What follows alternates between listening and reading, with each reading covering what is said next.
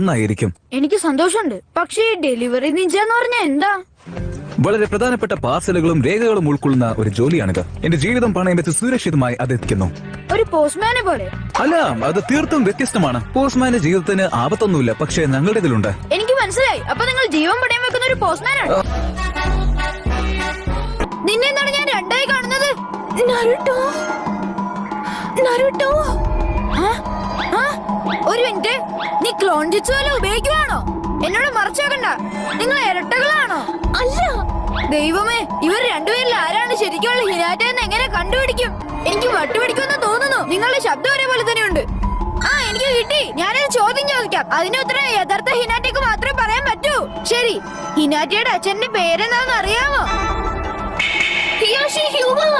ഓ എന്റെ അമ്മ, അത് ഫലിച്ചില്ല. എന്റെ ചോദ്യം അത്ര പ്രയാസമുള്ളതായിരുന്നില്ല. കാരണം ഹിനാറ്റയുടെ അച്ഛന്റെ പേര് എനിക്കറിയില്ല. അപ്പൊ ഇത് സുരക്ഷിതമല്ല. ഞാനതിന്റെ മുകളിൽ ഉണ്ടായതല്ലെന്നും പറഞ്ഞ് സന്തോഷിക്കേടാ. പീക്കിന് നിനക്ക് വട്ടാണ്. നിങ്ങൾക്ക് എല്ലാവർക്കും അറിയാവുന്നതുപോലെ ഈ കരിങ്കല്ലിലുള്ളതിലെല്ലാം പഴയ ഹൊക്കാഗെയുടെ ശില്പങ്ങളാണ്. ഇടത്തു നിന്ന് തുടങ്ങുന്നു. ഇതാണ് ആദ്യത്തേത്, ഇത് രണ്ടാമത്തെ, അത് മൂന്നാമത്തെ, ഇത് നാലാമത്തെ. അത് നിങ്ങൾക്ക് മനസ്സിലായി കാണുമല്ലോ.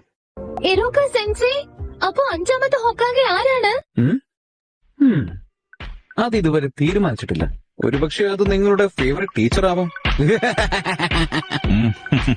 ചരിത്രത്തിന്റെ ക്ലാസ് രസകരമാക്കാൻ വേണ്ടി അവസരത്തിനൊത്ത് തമാശ പറയുകയായിരിക്കും, അല്ലേ രൂക്ക?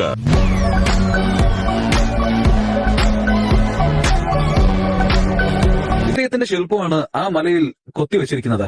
ഇദ്ദേഹമാണ് മൂന്നാമത്തെ ഹൊക്കാഗെ.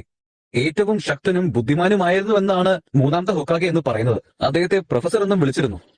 അല്ല, നിങ്ങൾ ശരിക്കും ശക്തനാണോ? അതെ, കണ്ടിട്ട് അങ്ങനെ തോന്നുന്നു. അതെ, നിർത്ത്. നിങ്ങൾക്ക് ഹൊക്കാഗെ എന്നുള്ള പട്ടം കിട്ടിയാൽ അതിന്റെ അർത്ഥം ഒന്നേ ഉള്ളൂ, ഈ നാട്ടിലെ ഏറ്റവും ശക്തൻ നിങ്ങളാണെന്നാണ്. അതെയോ? എങ്കിൽ അഞ്ചാമത്തെ ഹൊക്കാഗെ ഞാനായിരിക്കും. ഞാൻ ശക്തനും സുന്ദരനുമാണ്. ഇപ്പോഴുള്ള മാർക്കിന് നിനക്കത് സാധ്യമല്ല.